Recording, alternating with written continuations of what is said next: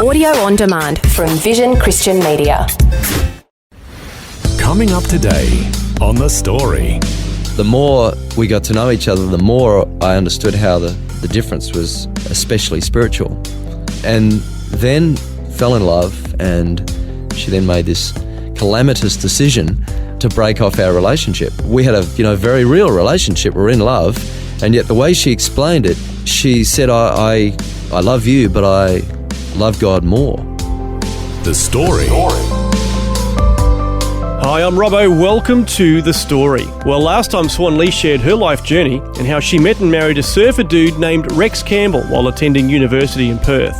This time, Rex shares his side of the story and how he met Suan Lee and about the spiritual journey he was on, searching for purpose and meaning in his life. Rex Campbell is chatting with Eric Scatterbo in our Melbourne studios.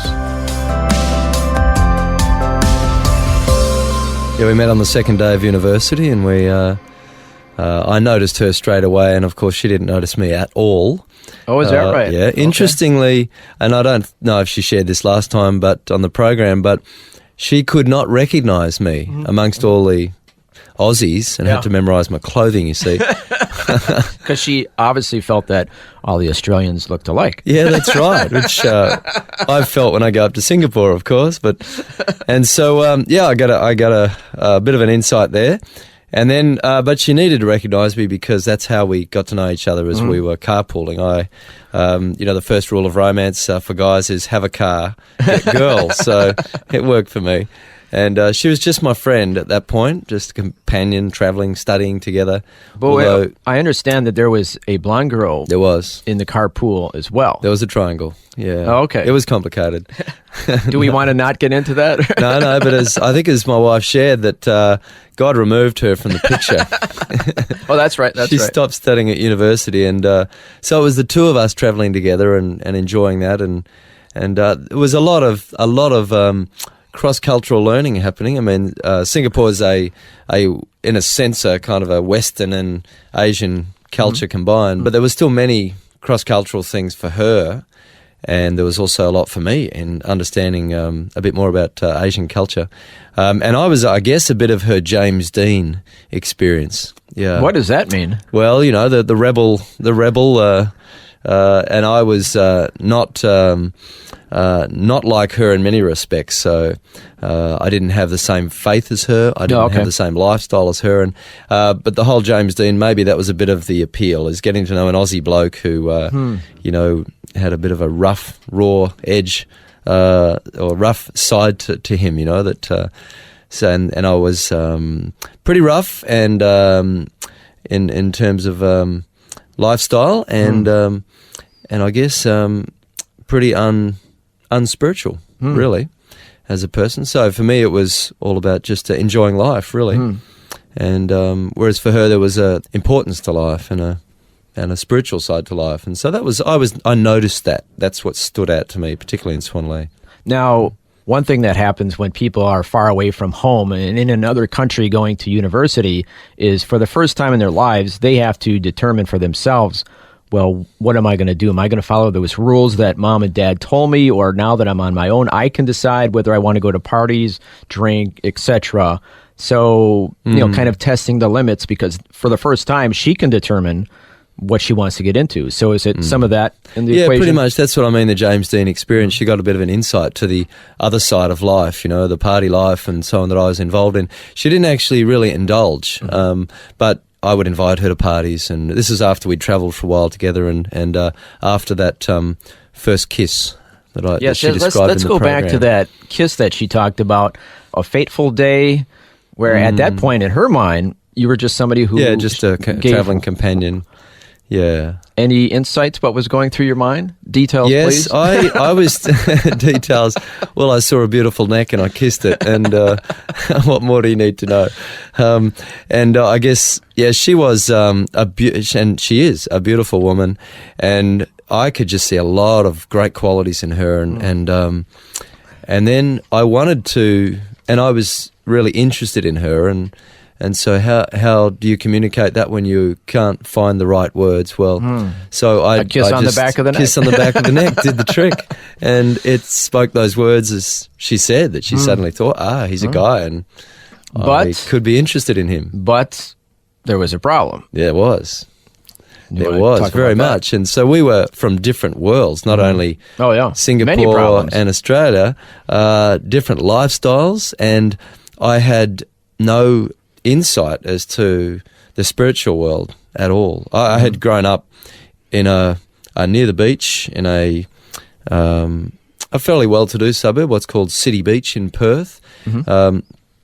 And I basically, with my brother, spent most of the time on the beach. I got into surfing a lot. And by the time I hit high school, I was heavily into drugs and even dealing drugs.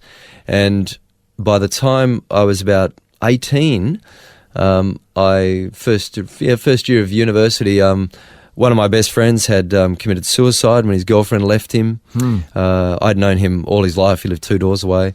And another friend was in Fremantle jail from armed robbery, from drugs-related armed robbery. And I guess I was just starting to get caught up in the wrong crowd, really. And I was starting to think, well, there must be more to life than this, than just an endless series of parties and drug dependence, I guess. And I began to travel, so I got a job. I managed to work for a year and save some money and travelled around Australia, which was a wonderful experience at the age of 20. And I, just enjoyed that for about 10 months and had a lot of life-changing experiences. And having to live on your own for 10 months was a good thing, actually. A lot of time to think about things. And I decided really to study. I had to study environmental science. And so I returned from the East Coast. But while I was in the East Coast, I had, in fact, travelled from Sydney across to New Zealand. I'd heard... I was hitchhiking around, left the car in Sydney and flew to New Zealand and was hitchhiking around the South Island of New Zealand. This was in September, so it was freezing cold. I got stuck on one corner for 8 hours trying to hitchhike at what's called Milford Sound. There's one car every 2 hours. And none of them like the look of me, and there's good reason for that. And in fact, when I returned home, my father didn't even recognise me. But long hair, another beard, story. and... Yeah, just all scruffy. Just got to get a visual picture of this. Yeah, that's right. Pretty scruffy and 10 months on the road. But when I was in New Zealand, I was picked up hitchhiking by this pastor in a slow car on a long journey, and he had me captive, and he told me the gospel. He told me a story that I'd never heard before, because I'd never been to church in the 20 years. Wow. Never been to church at all. Wow. And that's not uncommon for Australians, and just don't go. But I heard a story about a God who wanted a personal relationship, and I'd never understood that idea as well. That I'd always thought God was a human idea, a crutch, or whatever that we often think about God. But he talked about a God who loved me and who wanted a personal relationship, and he also described the state that I was in, kind of separated from God, had sin in my life, what we call sin, and I was separated from God, not just by what I'd done, but by just the nature that we have of selfishness and choosing to ignore God and so on. But then he told me how this God had come to earth in the form of Jesus. He died on a cross and literally broken that separation, created a link between God and man, and so he's telling me the story of Jesus and how Jesus wants to be a part of my life and so on. But then he challenged me and said, "Well, I have to make a personal decision. It's not like joining a religion or signing a form or anything. I've got to actually trust in Jesus and make that personal decision, and then he would become part of my life and transform my life." And at the time, I didn't make that decision. I just, that's interesting. I've never heard that perspective about God before, and it was refreshing instead of a religious, judgmental perspective, I guess, that I'd always seen God as. And then I travelled back home to Perth and returned home and started studying, and that's when I met Suan Lee. Oh, okay. On the second day of university after returning home from travelling. And she, as I said, was different, but the more we got to know each other, the more I understood how the difference was especially spiritual, is that how I would behave when under stress was different how she would behave when under stress, and that she had some qualities and some distinctives that I lacked, even though I'd probably experienced more radical things in my life, she had more depth, I think, than I had. And then when we're in love, fell in love, and in a sense knew that we were the ones for each other, we wanted to get married, she then made this calamitous decision to break off our relationship. Oh, wow. Yeah, right when it was at its best, she broke it off. And so for me, that was like, what is going on here? We had a very real relationship. We're in love, and yet the way she explained it, she said, I love you, but I love God more, and He's very real. And if I continue to, if I marry you, I will be pulled away from God. He's very, very important to me, and so that did a wonderful thing. It made real that God that I had always thought was not real, because she would break off our relationship, very real and close, for this thing, that people believe in called God. Well, God was suddenly Through real. faith. Yeah, it took a big step of faith, which I didn't understand all that stuff then, but it made God real. And the other thing is that, it forced me to make a personal decision, that kind of decision that the guy that had mentioned to me when I was hitchhiking had said. And it wasn't just because I wanted the girl. I wanted the girl, but I knew that wasn't enough, that she was the kind of person that really would keep walking away unless I really was a Christian. So that wasn't the motive. No, I like the way she described it. Yeah. You started to become interested in God because you wanted to know and check out your competition. Yeah, that's right. Pretty much. It's kind of an interesting way of looking at it. Yeah, it was. Who is this other guy? Well, he's God. Well, I didn't realize that at the time, right. that God had a few things up on me, and he so I thought, well, I better get to know this guy, and get him out of the way, or sort of sort him out. But lo and behold, God had a plan, and he'd been working in my heart, obviously, for a long time, and anyway, she was steadfast, and so we didn't see each other for a couple of weeks, and God did a lot of work in that time in my life, and of course He exposed all the stuff that was going on for me and had been going on, so I then visited church. I had been a couple of times with her, but not really. Just as a social outing, really, with Suan Lee. But this time I was actually quite interested, because her belief had become real to me. It was, she really believed this stuff, And so I went along, and God just whacked me between the eyes with a reality of my state, the state of myself, and my separation from God. And I, that day, prayed a prayer of, God, I need you, I want you in my life.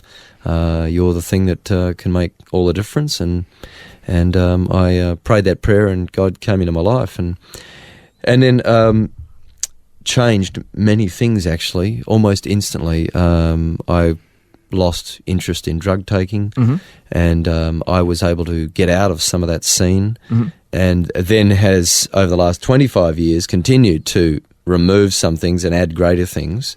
So it's not like everything gets fixed the moment you become a Christian, but I think that ability to... It's the start of your journey. Yeah, it is. And, he's still at work in me, and there's some rough stuff that has got to be dug out constantly. But I think that moment of having to make a decision about God was prompted by my wife, or my girlfriend at the time, and then fiancé, and then wife. And so we were married about a year later.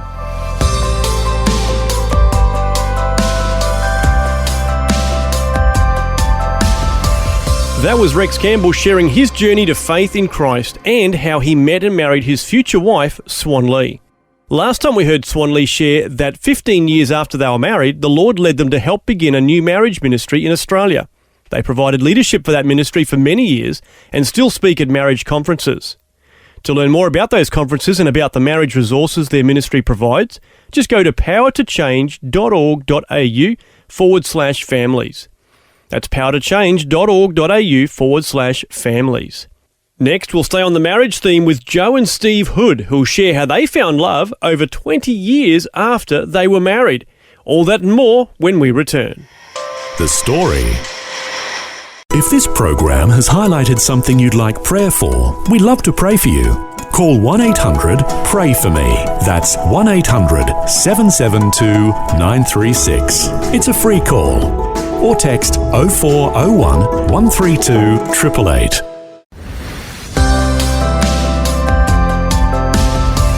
Hi, I'm Robbo, and this is The Story. We're continuing with the marriage theme today as our next guests have written a book about their relationship called Love Happened.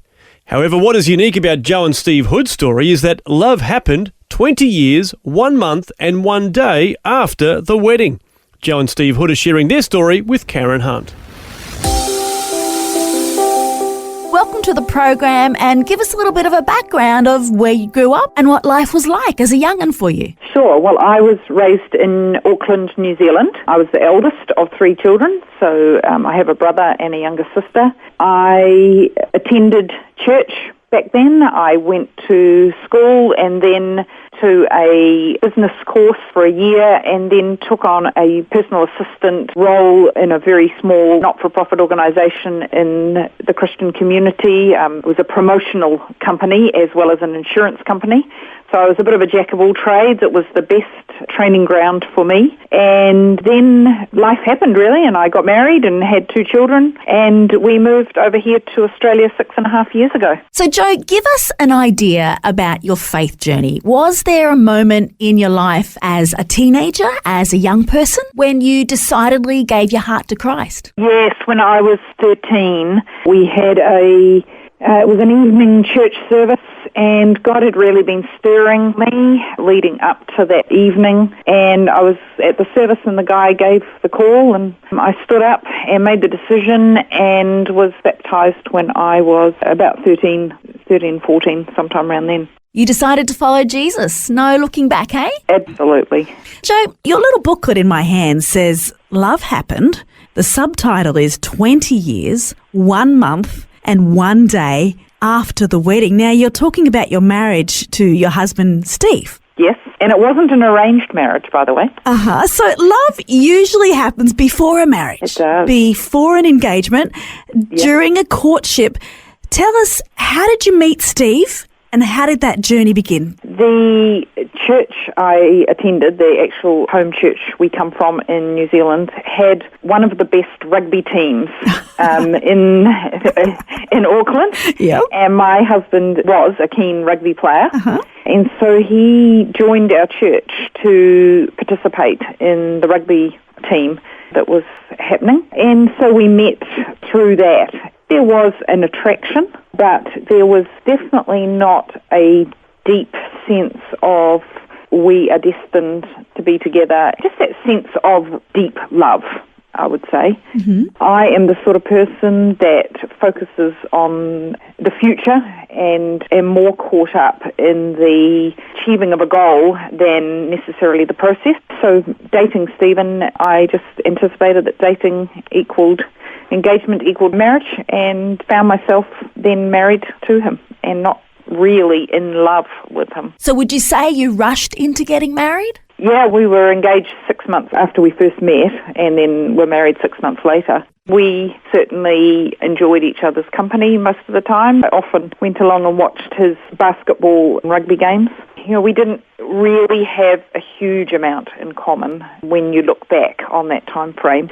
So from what you said before, Joe, Steve was absolutely in love with you. Absolutely. At the time. Yes.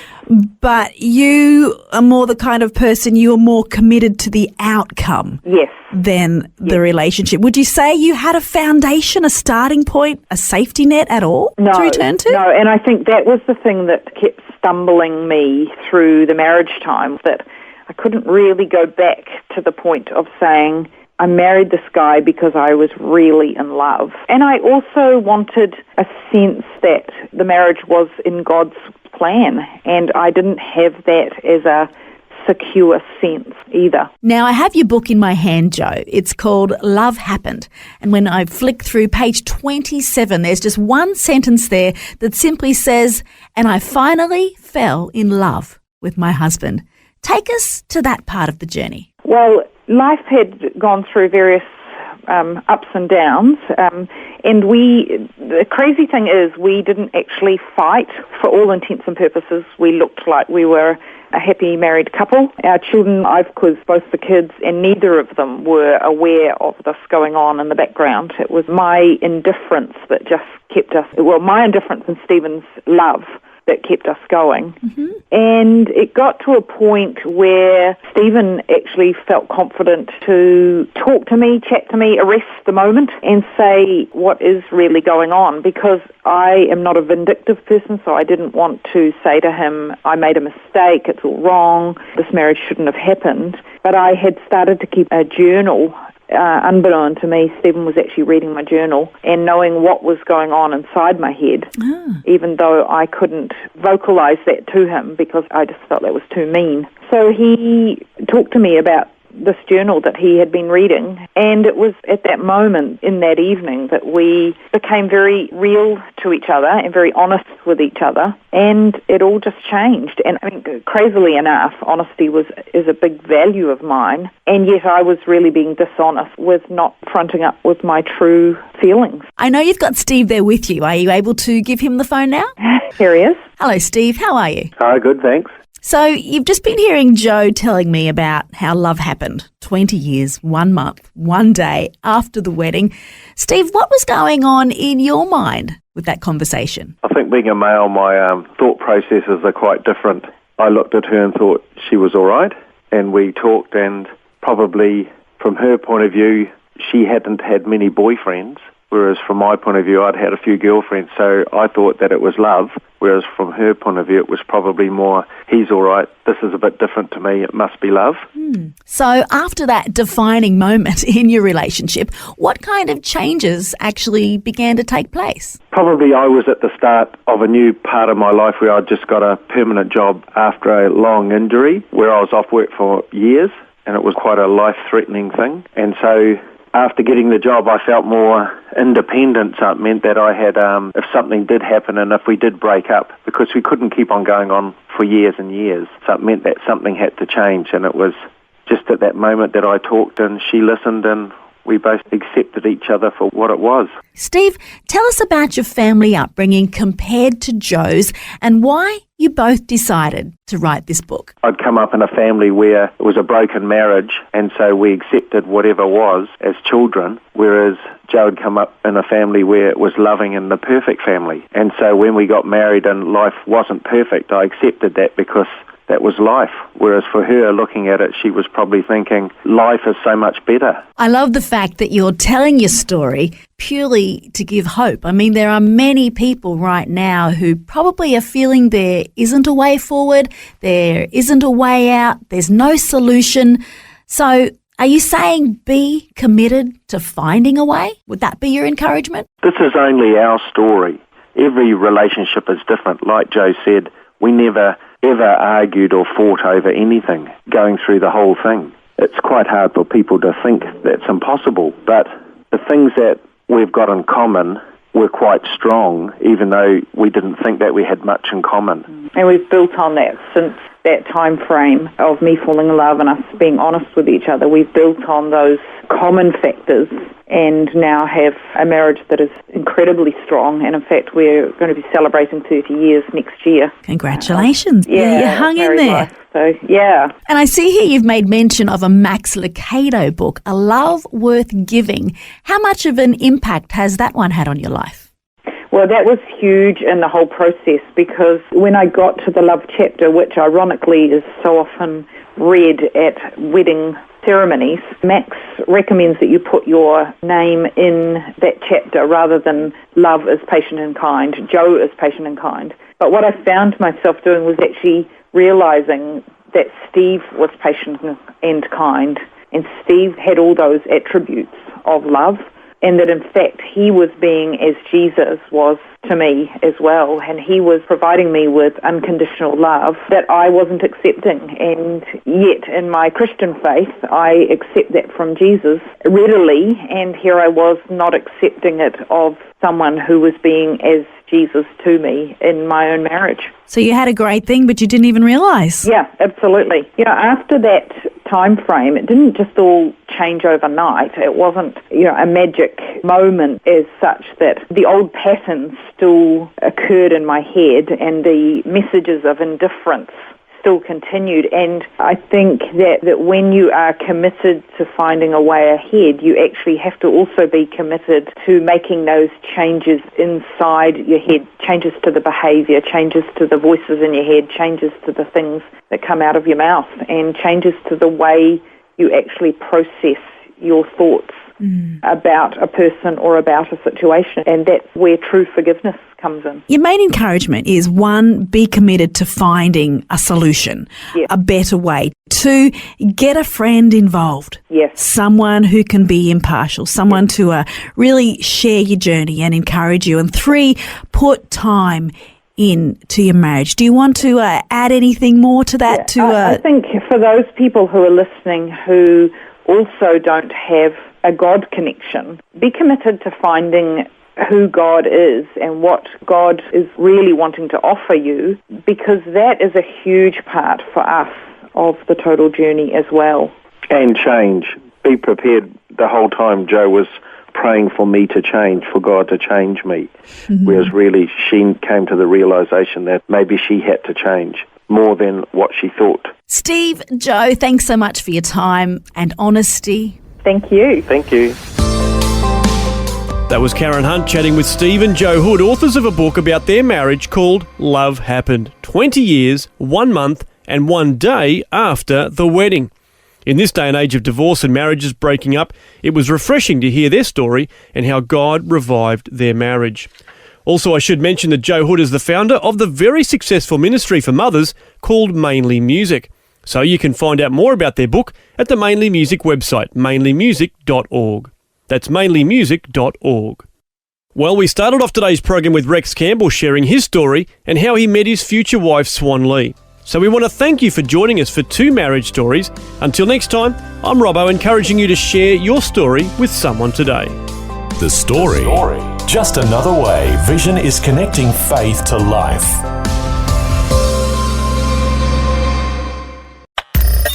Thanks for taking time to listen to this audio on demand from Vision Christian Media. To find out more about us, go to vision.org.au.